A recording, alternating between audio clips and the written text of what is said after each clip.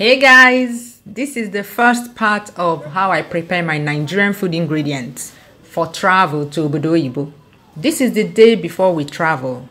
We are back at Aguda Market to pick up the washed bitter leaves I booked in the other video. I will also buy a few other things.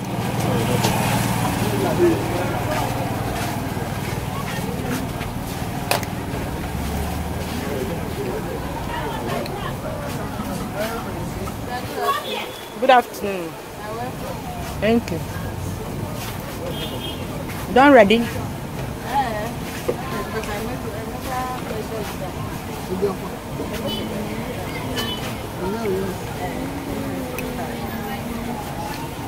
Buktan kaifo.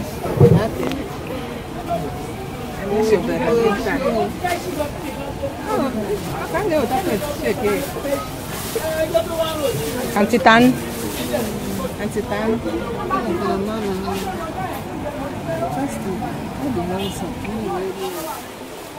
Oh, tasty. Okay. You have a sokurodi.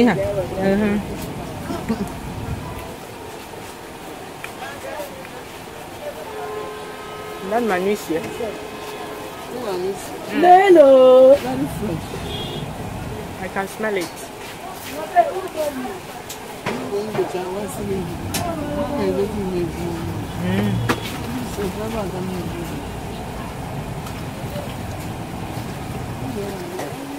Auntie, I have a number again. I am on a number. I said, come on, me, with them, I know no self. Auntie, see no number. If you shall get that day, chef. Then you know, and measuring. Or measuring. Oh, it's a normal way to oh, wait.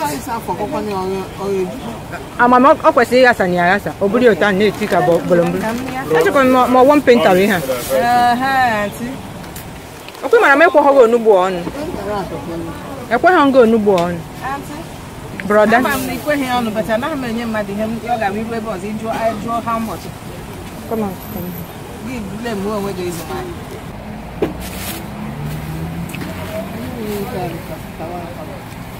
Auntie, what one? Oh, Kaji.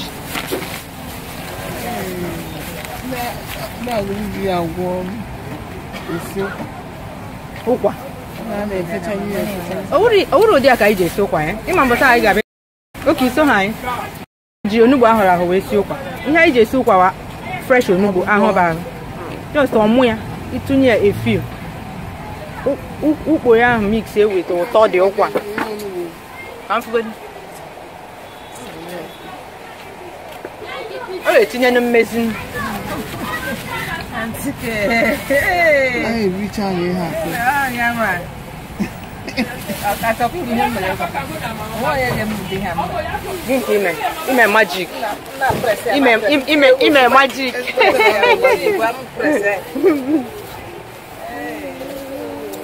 What? What is it? I hate it. How you punch what the order? On the chocolate. My sorry.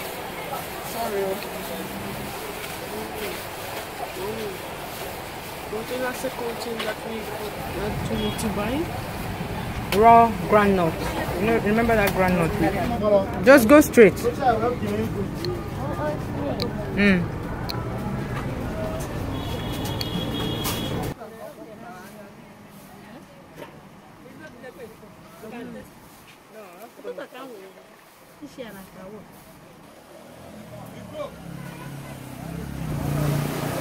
When I get home, I rinse the bitter leaves very well, wring them and put in Ziploc bags.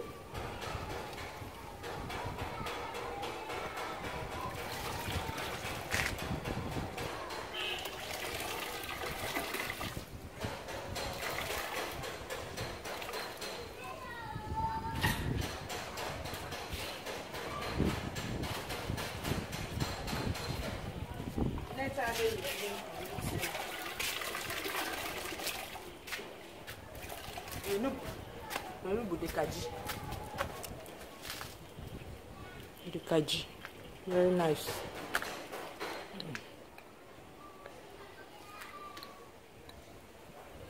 Very nice and fresh. Still green.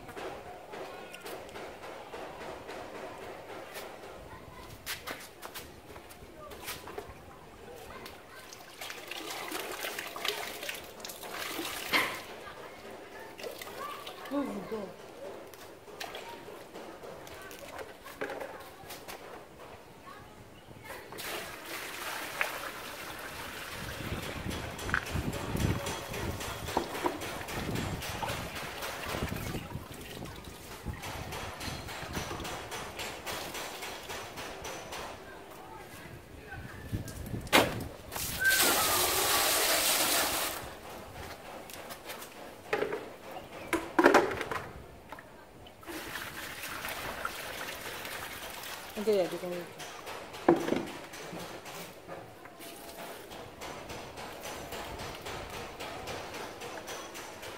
you zip up?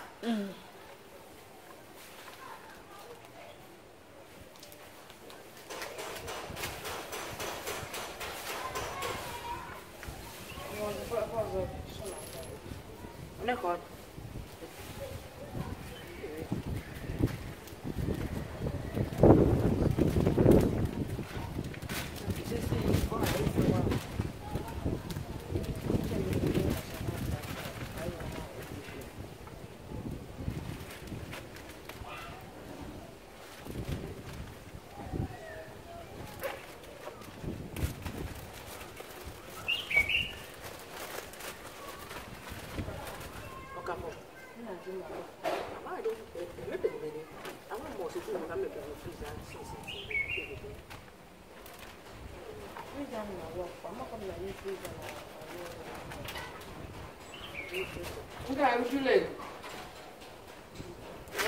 I think of it. Okay, would you like? Okay. Leg.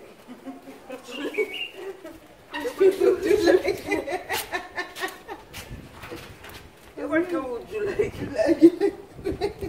Would you LG? One I don't remember.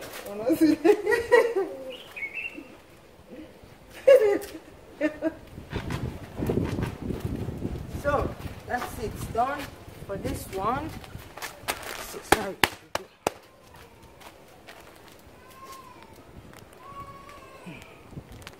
This is how I do it. Flat packed. Flat packed.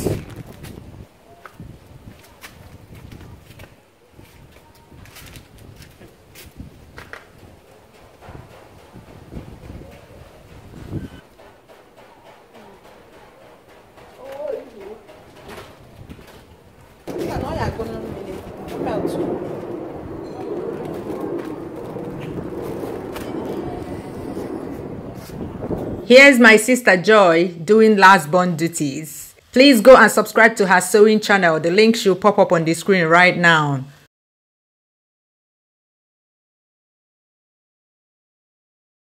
Put the packs of bitter leaves in the freezer, making sure the bags are touching the body of the freezer. This will ensure that by tomorrow, they should be all frozen, ready for travel.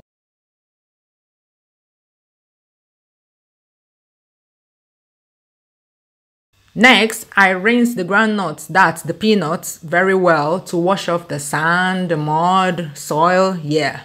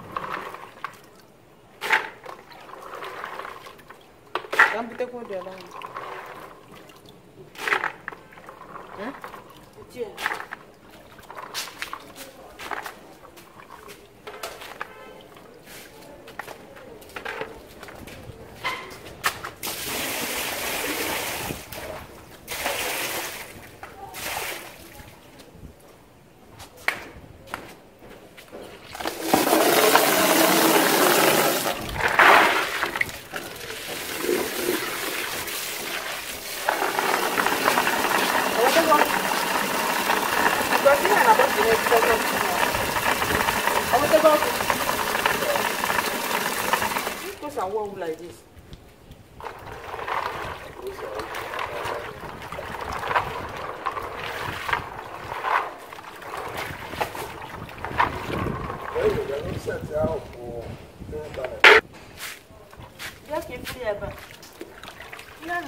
Internet, only way I can do, but just me recharge that thing.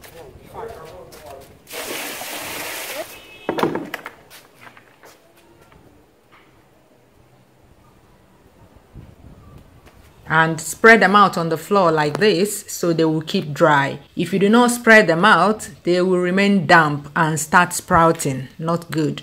So that's the bitter leaf and the groundnuts done. I'll be going to Oyibo market very early tomorrow morning to buy the main Nigerian food ingredients. Watch out for that video. Bye bye. See you soon. See you at Oyibo market.